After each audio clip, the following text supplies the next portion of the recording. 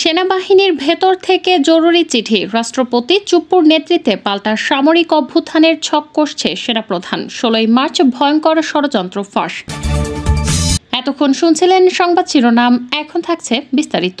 আশঙ্কা, ছাত্র ও জনতার রক্তের বিনিময়ে অর্জিত আমাদের দ্বিতীয় স্বাধীনতা এবং আওয়ামী ফ্যাসিস্টদের পুনর্বাসনের নীলনকশা।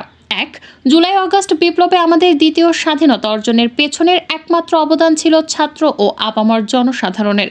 এখানে সরকার কোনো বাহিনী বা প্রতিষ্ঠান সাহায্য করেনি। তবে বর্তমানে র্যাব ও বিজিবি দাবি করছে যে তারা ছাত্রদের পক্ষে ছিল, যা হাস্যকর। একইভাবে সেনাবাহিনীকে পরবর্তীতে এমনভাবে গৌরবান্বিত করার চেষ্টা করা হয়েছে যেন তারা ছাত্রদের পাশে ছিল। প্রকৃত সত্য হলো, 4 আগস্ট ডোনাল্ড লু কর্তৃক মুখ্য সচিব তোফাজ্জল হোসেন মিয়াকে জানানো হয়েছিল সেনাবাহিনী গুলি চালালে জাতিসংঘ থেকে তাদের ফেরত নেওয়া হবে।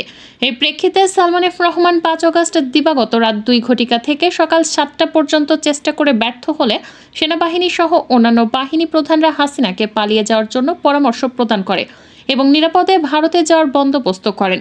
উল্লেখযোগ্য বিষয় হলো, সশস্ত্র বাহিনীর মধ্যম জুনিয়র সারির অফিসার ও সাধারণ সেনা সদস্যরা ছাত্র জনতার পক্ষে নৈতিক সমর্থন দিয়েছিলেন, যার ফলে হাসিনার আনুগত্যকারী জ্যেষ্ঠ সেনা কর্মকর্তারা সেনাবাহিনীর অভ্যন্তরে অভ্যুত্থানের ভয় ছিলেন।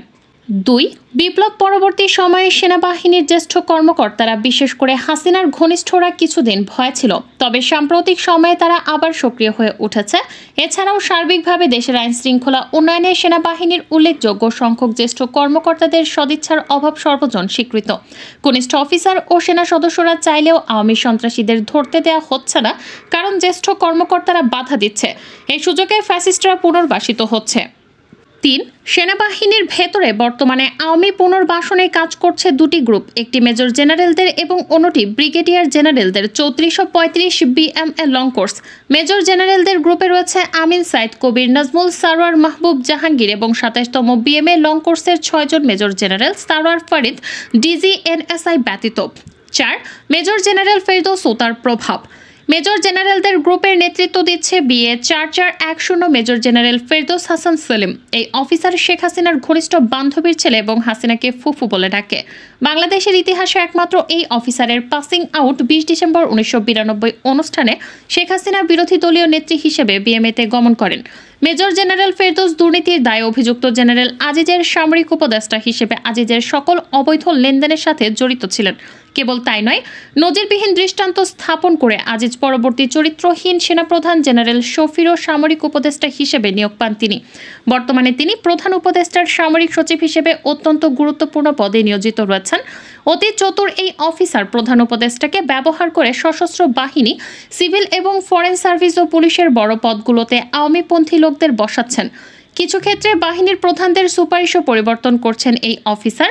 উদাহরণ হিসেবে ব্রিগেডিয়ার জেনারেল মোস্তাফিজের 27 লং পদোন্নতি এবং DGFI-তে পদায়নের সুপারিশ পরিবর্তন করে হাসিনার নিরাপত্তা উপদেষ্টা কুখ্যাত মেজর জেনারেল তারিক সিদ্দিকী মনোনীত মেজর জেনারেল জাহাঙ্গীরকে DGFI হিসেবে পোস্টিং করেন।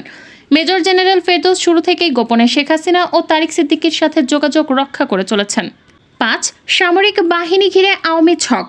বর্তমান সরকার দায়িত্ব নেয়ার পর ছোট বড় 75টি আন্দোলন হয়েছে। এ সকল আন্দোলন নিয়ন্ত্রণে সেনাবাহিনীর ভূমিকা ছিল নীরব দর্শকের মতো। 4 আগস্ট পর্যন্ত সেনাবাহিনীর জ্যেষ্ঠ কর্মকর্তারা যেভাবে ছাত্র জনতাকে অত্যাচারের জন্য চাপ দিয়েছেন, সেরকম কোনো উদ্যোগ বর্তমান আওয়ামী সন্ত্রাসীদের ধরার জন্য নেই। ফেরদৌস এহসান এবং সেলিম আজাদ মিলে বর্তমান আওয়ামীপন্থী সকল সেনা কর্মকর্তাকে গুরুত্বপূর্ণ স্থানে বসিয়ে দিচ্ছে। তাদের পরিকল্পনা হচ্ছে আগামী নভেম্বর মাসে দেশে একটি অস্থিতিশীল পরিস্থিতি তৈরি করে রাষ্ট্রপতি চুপ্পুর মাধ্যমে দেশজুড়ে জরুরি অবস্থা ঘোষণা করানো। এ কারণেই 9 পদাতিক ডিভিশনের GOC আওয়ামী চেতনাবাদী মেজর জেনারেল মঈনের বিরুদ্ধে অভিযোগ থাকা সত্ত্বেও তাকে পরিবর্তন করা হয়নি। সেনাবাহিনীতে চিহ্নিত দুর্নীতিগ্রস্ত ও আওয়ামী ফ্যাসিস্টদের এখনও বহাল তবিয়তেই রাখা হয়েছে। 6 ছাত্র জনতার বিজয় সমুন্নত রাখতে জরুরি করণীয়। ক বিতর্কিত জ্যেষ্ঠ সেনা কর্মকর্তাদের গুরুত্বপূর্ণ পদ থেকে দ্রুত অপসারণ। ফেরদৌস, জাহাঙ্গীর, মঈন, আশরাফ, সেলিম আজাদ, মেজর জেনারেল আমিন, মাহবুব, কবির, খালেদ আল মামুন এবং সারোয়ারের মতো অন্ধ আওয়ামী লীগ নেতা টাইপ কর্মকর্তাদের অনতিবিলম্বে বাধ্যতামূলক অবসর প্রদান। খ সেনাবাহিনীতে চিহ্নিত আওয়ামী ঘাতকদের অবিলম্বে বাহিনী থেকে বের করে দেয়া। বরখাস্তকৃত মেজর জেনারেল জিয়াউল এহসানী একমাত্র গুম খুনের সাথে জড়িত ব্যক্তি নয়, কমপক্ষে 40 থেকে 50 জন কর্মকর্তা আছেন যারা প্রত্যেকে ডজন খানেকের বেশি গুম এবং বিচার বহির্ভূত হত্যাকাণ্ডের সাথে জড়িত ছিলেন।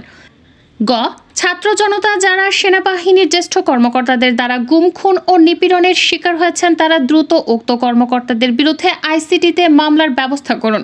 পরিশেষে সকল জ্যেষ্ঠ সেনা কর্মকর্তা ও সকল পদের সামরিক সদস্যদের উদ্দেশ্যে বলবো, 5 আগস্টের মতো জনগণের পাশে থাকুন। এদেশ আমাদের সকলের। একটি পদোন্নতি, একটি পোস্টিংয়ের এবং কোনো রাজনৈতিক দলের জন্য নিজের বিবেক বিক্রি করবেন না। সারা দেশের জনগণের ভরসা আপনাদের ওপর। যারা রাষ্ট্র ও জনগণ বিরোধী কোনো চক্রের সাথে হাত মেলাবেন তাদের বাংলার মাটি থেকে কিছুতেই পালিয়ে যেতে দেয়া হবে না। টকশো থেকেই সরাসরি মন্ত্রিত্ব। কোনোদিন আওয়ামী লীগের রাজনীতি না করেও স্বৈরাচারী শেখ হাসিনার শাসন আমলে ঢাকা 17 আসনের উপনির্বাচনে হিরো আলমকে হারিয়ে এমপি হন আলী আরাফাত।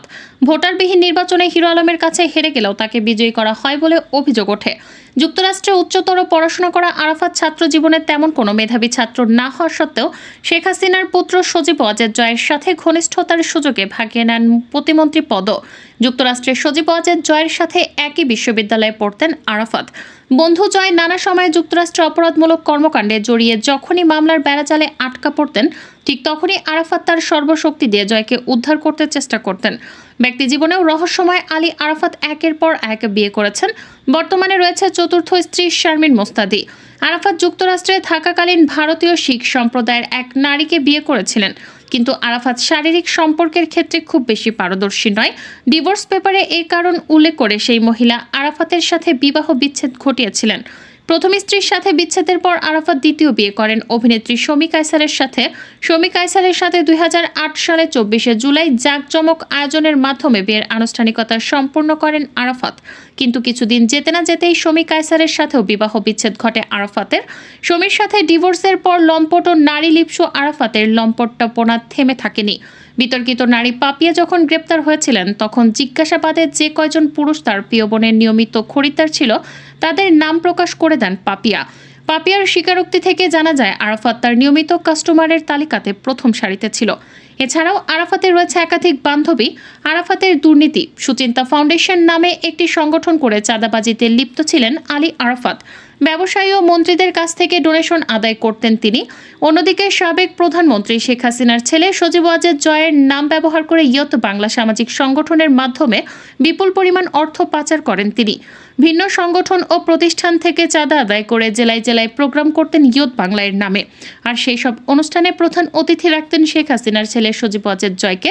কখনো কখনো তার অনুষ্ঠানে উপস্থিত থাকতেন সাবেক প্রধানমন্ত্রী শেখ হাসিনাও। আর এইসব কাজে অর্থ দিতেন আইসিটি প্রতিমন্ত্রী জুনাইদ আহমেদ পলক। অভিযোগ রয়েছে পলক আইসিটি মন্ত্রণালয়ে বিভিন্ন প্রকল্প থেকে ইয়ত বাংলাকে টাকা সরবরাহ করতেন।